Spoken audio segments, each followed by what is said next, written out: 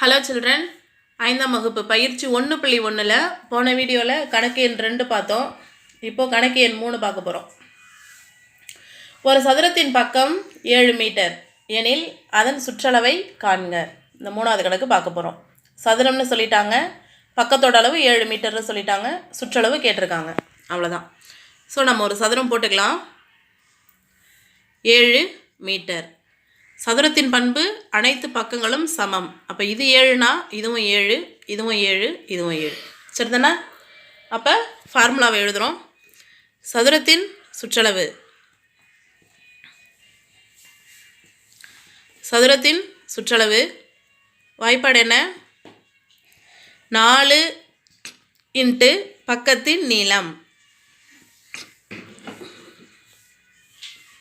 இதான் சதுரத்தின் சுற்றளவுக்கு வாய்ப்பாடு. வாய்ப்பாடு எழுதின பிறகு கட்டம் போட்டு காட்டிக்கணும். மற்ற அறிவியல், சமூக அறிவியல், தமிழ், இங்கிலீஷ் மாதிரி இல்லை. கணக்கை பொறுத்த வரைக்கும் நாம் எழுதுகிற ஒரு ஸ்டெப்புக்கும் மார்க் உண்டு. அது இந்த வயசுலேருந்து நீங்கள் ஃபாலோ பண்ணிக்கோங்க. எப்போ ஃபார்முலா எழுதினாலும் ஒரு கட்டம் போட்டு அழகாக ஹைலைட் பண்ணி காட்டுற மாதிரி. இப்போ வாய்ப்பாடு, ஃபார்முலா, சூத்திரம் எல்லாமே ஒன்று தான். சரிதானே? அப்போ சூத்திரத்தை எழுதியாச்சு. அளவை எடுத்து எழுதணும். பக்கம், இதில் வர ஒரே அளவு பக்கம் தான். ஸோ பக்கம்னாலும் பக்கத்தின் நீளம்னாலும் ஒன்று தான். பக்கம் எவ்வளோ கொடுத்துருக்காங்க நமக்கு? 7 மீட்டர்.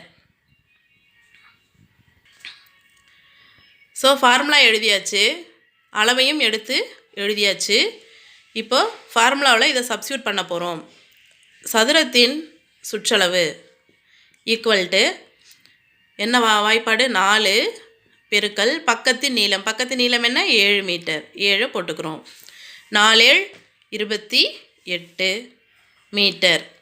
இதுதான் சதுரத்தின் சுற்றளவு. ஆன்சர் எழுதின பிறகு ஆன்சரை ஒரு முறை இந்த மாதிரி பாக்ஸ் பண்ணி ஹைலைட் பண்ணி காமிச்சிருங்க.